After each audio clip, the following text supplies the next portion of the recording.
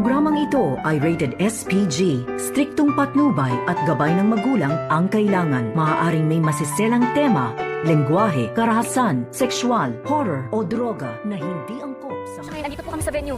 Andiyan kayo? O sige, pupunta ako dyan ngayon. Narito na nga ang ating pakabangan ngayong Sabado sa Abot Kamay na Pangarap. Hindi nga pinagbigyan itong si Giselle sa pakiusap niya dito kay Eric na sana raw ay tulungan siyang makasama ang kanilang anak na si Justin kahit isang araw lang. At dito nga na sinabi ni Eric kay Giselle na marami pa daw silang lakad at alam na daw ni Giselle kung ano man ang sagot sa kanyang hinihinging pabor. At dito rin na napaiyak na lamang dahil sa sama ng loob itong si Giselle na kahit kailan ay hindi talaga siya mapapatawad ng kanyang anak. Samantala, nang makabalik nga sa Apex Hospital itong si Annalyn, dito naman niya naabutan itong Ali na may ibibigay daw sana ito kay Don Pepe dahil mayroon daw pala itong ino-organize itong si Don Pepe tuwing Pasko. At ngayon nga ay na-aksidente ito, ay dito naman nalungkot itong mga bata na hindi makakasama itong si Don Pepe. Kaya agad naman na nagpresenta itong si Annalyn na siya na lamang ang magbibigay ng regalo ngayong Pasko. At natuwa naman itong organizer ng event na ito na kahit na aksidente itong si Don Pepe ay matutuloy pa rin na magiging masaya ang mga bata. At dito naman na dumalaw sa Apex Hospital itong si Justin sa kanyang lolo at sakto nandito itong si Annalyn. Kaya pinakiusapan niya rin ito na kung pwede ba daw siyang tulungan sa pag-aasikaso ng party dito nga sa ginaganap na Christmas party ng mga bata na noon ay ginagawa din nito ni Don Pepe. At dito naman na humingi ng pasensya itong si Justin dahil hindi daw siya makakatulong. Kaya ang nilapitan ni Annalyn ay walang iba kundi itong si Doc Lyndon Javier. Kung game ba daw siyang tumulong dito kay Annalyn na mag-organize ng party para sa mga bata sa foundation.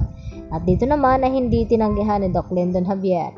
At ang kasunod nito ay nabanggit din naman dito ni Annalyn sa kanyang tita Giselle at kanyang ama na si RJ ang tungkol sa ginagawang pagtulong ni Don Pepe sa mga batang mga kapuspalad tuwing Pasko.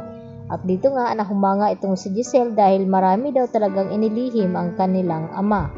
At dito naman na natuwa itong si Giselle at sinabi dito kay Annalyn na tutulungan niyang mag-asikaso dito nga sa event na gagawin. At siya na nga ang naghanap ng venue kung saan magsiselebrate sila. Samantala nangako itong si RJ dito kay Giselle na tutulungan niya nga ito na magkausap sila dito ni Justin. Subalit ay nabalitaan nga dito ni Giselle na babalik na nga ng US itong si Justin kaya labis na saktan itong si Giselle. At dito na sinabi dito kay Obeng na aalis na lamang kanyang anak ay hindi pa niya ito nakakausap. Kaya inakala ni Giselle na hindi na daw talaga sila magkikita. Subalit tumawag itong si Annalyn na hindi pa daw huli ang lahat. At naroon nga itong si Justin sa venue kung saan gaganapin itong Christmas party ng mga bata. At minamadali naman ni Annalyn na papuntahin doon itong si Giselle dahil aalis na rin maya-maya itong si Justin. Kaya nagulat nga ang lahat nang biglang dumating itong si Giselle at nakiusap dito kay Justin na sana wag daw siyang iwan at mag-uusap muna sila at wag daw munang umalis itong si Justin papuntang US dahil balak nga dito ni Giselle na ito muna ang magmamana itong si Justin sa Apex Hospital at mamamahala na ngayon nga ay hindi pa nakarecover ang kanilang ama na si Don Pepe at hindi pa nakakabalik bilang pagdodoktor itong si RJ. At yan naman ang ating pagkatutukan at aabangan kung mapagbigyan nga ba ni Justin ang hiling ng kanyang ina at kung magkakaroon nga ba ito ng awa na manatili muna dito kay Giselle at huwag munang umalis papuntang US. Yan po aking karagdagan latest update at maraming pong salamat sa inyong panonood at hanggang sa muli mga kapuso. Bye-bye!